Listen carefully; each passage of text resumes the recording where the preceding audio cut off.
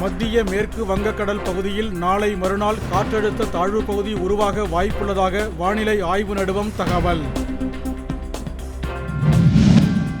September மாதத்துக்குள் பழைய ஓய்வூதிய திட்டத்தை செயல்படுத்துவதற்கான அறிவிப்பை வெளியிடுமாறு தமிழக அரசுக்கு அன்புமணி வலியுறுத்தல்.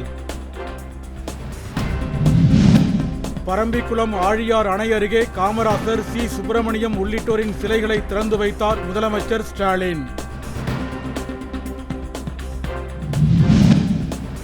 டெல்லியில் ராகுல் காந்தி தலைமையில் ஊர்வலம் நடத்திய நாடாளுமன்ற உறுப்பினர்கள் கைது செய்யப்பட்டதற்கு தவேக தலைவர் விஜய் கண்டனம்.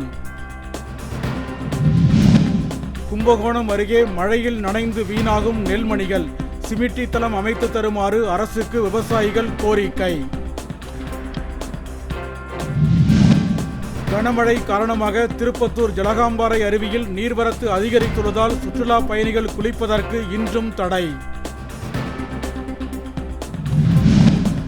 சிவகங்கையில் கிருஷ்ண ஜெயந்தியை முன்னிட்டு நடைபெற்ற குதிரை வண்டி பந்தயம், சீறி பாய்ந்த குதிரைகளை கண்டு பொதுமக்கள் உற்சாகம். புதுக்கோட்டை அரசு மருத்துவமனையில் அதிகாலை ஏற்பட்ட தீ விபத்தில் பல லட்சம் ரூபாய் மதிப்பிலான கருவிகள் எரிந்து நாசம். மயிலாடுதுறை அருகே சித்தர்காட்டில் தடையை மீறி செயல்படும் அரிசி ஆலை மீது நடவடிக்கை எடுக்க கோரி ஆட்சியரிடம் பொதுமக்கள் புகார்.